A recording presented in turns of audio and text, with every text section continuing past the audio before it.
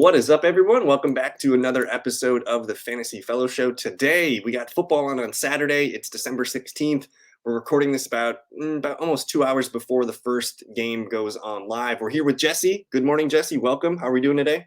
Good morning. Saturday football, week one of the fantasy playoffs. It's Good here. vibes. It's good It is vibes. here. And we've put together a list of some props for you guys. There's going to be a link in the description, and I'm probably going to post a link in the comments. But we're basically just going to go over our list of 10 props. And Jesse, I have a stat for you. Over the last 6 weeks, we've put out 57 props on the website. How many have we hit? 48. 48. Whoa, I wish. No. We're going to go with 37 out of 57 for a solid 65%. So 65. That's good. Yeah, we've actually been very good. 5 weeks out of 6, we had 1 week where we went 4 to 10, but every other week we've gotten some pretty good results. So I'm liking where we've been headed. And we're going to start this one off with Rachaad White. He's going up against Green Bay, minus 110 to score a touchdown. And then if you want to talk a little bit about ESPN Bet, what do we think about Rachaad White getting in the end zone? Yeah, so open up the ESPN Bet thing. We just found some interesting dichotomies here between ESPN Bet and DK, particularly on touchdown bets. The yardage numbers, odds-wise, seem to be about similar. But however, on the touchdowns, if you are making any kind of touchdown bets on DK, make sure you look at ESPN because they are inflated. Big example I have is Gabe Davis on DK is like plus 135 to score. On ESPN Bet, he's like plus 280. So CeeDee Lamb minus 120 on DK. We'll hit talk on him. He's plus odds on ESPN Bet. So you can make the same bet and win more money if it hits simply by placing your bet on ESPN. It's very important that you look at your different betting sites. And if you don't have an ESPN Bet account yet, I know there's codes out there. ETR has a code. I think it's ETR. You plug that in before you sign up. You get 5 free $50 bets. Do you have a code? We could probably put it in. If we could talk later, maybe I can load it up in the comments. If you're interested in opening up an ESPN Bet account, we'll throw it down in the comments below after. But Rachaad White here, man. Yeah. Packers they've allowed 12 touchdowns on the ground. I'm seeing a 0 in the receiving column. There may be some regression is there due, but we really like Rachaad White to score. Yeah, he's got 6 touchdowns in 6 weeks. We know Green Bay on the ground that's where they're most vulnerable. And Rachaad White's been just a really good, solid workhorse back. So feel good about that one at pretty even odds. And he's probably a top 5 back over the last month and a half, maybe even 2 months. So we like Rachaad to score. I think there's room for at least 2 to 3 Tampa Bay touchdowns. And I think Chris Godwin's in doubt for this weekend. So if they're just relying on Rachaad White and Mike Evans is another name to consider because I think Green Bay is going to have a hard time defending Mike Evans, but I like White quite a bit. And then number 2, man, this is just kind of a layup here. But Jesse, ESPN's got him at 107 for a touchdown. What the heck is this? You're getting plus odds on the best receiver this year in football to score a touchdown against a Buffalo defense without Micah Hyde. I don't think AJ Epinesa is playing. They still don't have their leader in Milano. This is a bad defense. And if Josh Allen's going to win this game and get them in the playoffs, he's going to have to do it on his back. So, yeah, and I think there's 50.5 implied point total in this one. So you're looking at upwards of 7 touchdowns being scored in this game. I think if there's that many touchdowns, CeeDee Lamb's got a good chance of 1, if not 2. And then we got a little bit of action going on into today's Saturday game here. Sam Laporta, plus 100 to score, plus 165 on ESPN Bet. And we've identified the Broncos against tight end as a matchup here. So do you want to fill the people in on Sam Laporta tonight? Yeah, you got to tap that one on ESPN real quick because that's a great number for a guy who's arguably rookie of the year. I'm not sure if there's a better name out there, to be honest with you, but Denver, 31 against. Oddly enough, like they're not giving up a ton of touchdowns, but they've given up 3 in the last 5 weeks, which is good. But the yardage is there, the receptions are there.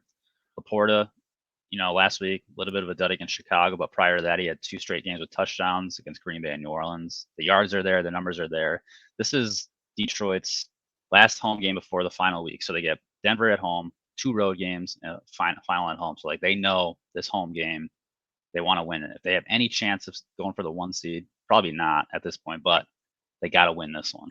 And the interesting thing here, the Broncos are playing great football right now, and they are very good on the perimeter against receivers. So That's what's allowing tight ends to kind of eat here. And if I remember correctly, Sam Laporta's receiving props, his yardage props, where people were taking him over 47.5 yards by, I think it was minus 140. And then his receptions prop was at 4.5, and people were taking that as well. So you're looking at probably 5 for 50 floor from Sam Laporta in this one. Very good chance that he finds his way into the end zone. And what I think could be a really fun game tonight. I'm hoping that game kind of gets off the rails and we have some fun.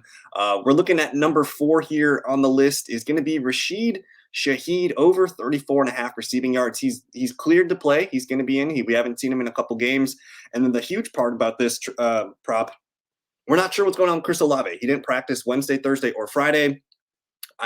I would say he's more doubtful than questionable. I don't like when a player doesn't practice all week. And it's against the New York Giants, which is a pretty favorable matchup. And honestly, Rashid can hit this in just one catch. So we like Rashid over 34.5. Anything to add there, Jesse? Yeah, no, I think you said it. One catch is all it takes for a guy like Shaheed to do this. And particularly watch if Olave plays or not. If Olave plays, maybe this is the one you leave off your betting slip. But I would say, so let's plan for this. If Rashid Shaheed, we know he's playing, but if Chris Olave plays, we might switch this prop out for DK Metcalf. yeah, That was the name that we were kind of looking at. We usually don't post Monday night, or we usually don't post Sunday night games on this list of 10. But DK Metcalf, I believe, was at about 63.5 yards. That would be the one that we pivot to if Olave does play. So watch for that. And then tell us sweet things about Jordan Love going over 248.5 passing yards against Tampa Bay. Yeah, sweet things for Jordan Love, who's looking to bounce back after a rough last week. 248.5. That's a number I think if last week he, has a more normal game, you're probably looking more closer to 260 against Tampa, who is absolutely getting devastated through the air. Touchdowns, not giving up too many touchdowns. So we looked at that 1.5, thought, let's go with the safer number, 248.5. Tampa Bay has given this up 7 out of the last 9 weeks. Jordan Love has hit it for the last 5 weeks, last week being the outlier. So another point to add here is A.J. Dillon may be playing, maybe not playing. Regardless, that might mean a little bit more Aaron Jones. That might mean a little bit more short passing. So getting a little bit of those short yardage through the air just kind of helps get them closer to that 248.5 in a game environment that I really like.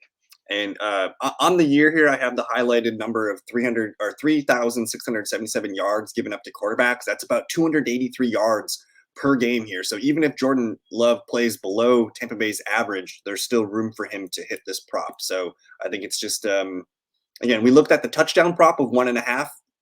He probably goes over that. But we're feeling the yards are the one where Tampa Bay, and again, they've given up 17 passing touchdowns in just 13 games. So that's under, 1.5 touchdowns per game. So we're going to stick with the yards here.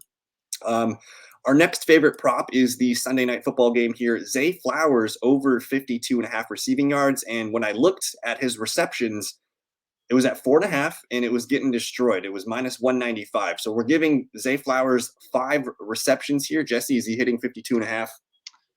We sure are counting on it. If you look at Jacksonville through the air, they've just been giving up yards by the buckets. Every single receiver, I think, in the last, since about week 5, week 6, has gotten 70 or more. They've gotten at least one guy. We know that Zay Flowers with Mark Andrews out has been the go-to guy. Odell, he's working in.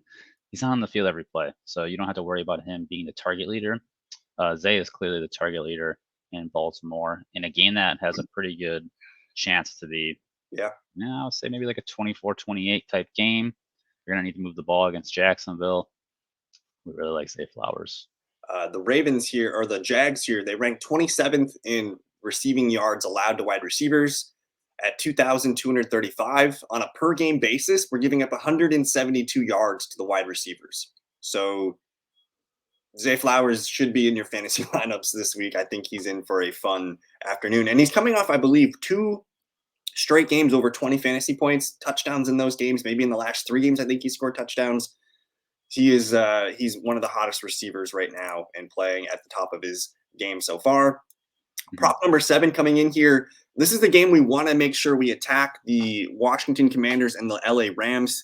Sam Howell over 266.5 receiving yards. I should have put passing yards, so my bad. I'm going to update that. It's going to say 266.5 passing yards. That's a lot. 15. Tell us what's going on with Sam Howell this weekend. Yeah, so Sam Howell, I mean, this is, like you said, 50.5 points between the Rams and Washington. We believe the Rams are going to be leading this game. They're minus 6.5 point favorites. Sam Howell is without his top running back, Brian Robinson, which means that running game is maybe going to be getting a few less carries than we're expecting, which means more pass attempts for Howell. If we look at games where Sam Howell has thrown for 40 or more, we're looking at 300 yards, 312, 325, 397. We have a 251 sprinkled in there, 388, 290, 299. So if you tell me that Sam Howell is getting 40 pass attempts, which seems likely in a shootout style game in a dome, I think we like Sam Howell off a bye week for 266.5. And it's for me, it's all about the game environment in this one.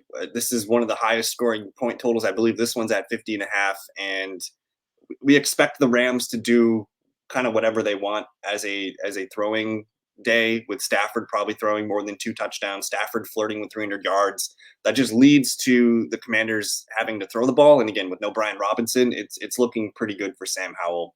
Even though the Commanders, we don't expect them to win, but we expect them to sling it. Tonight or this afternoon, we got Jalen Warren in here at 17.5 receiving yards, minus 115. I believe he went 4 for 26 last weekend with Mitch Trubisky on 5 targets. So Trubisky, I'm not scared of playing Jalen Warren in my fantasy lineups this weekend.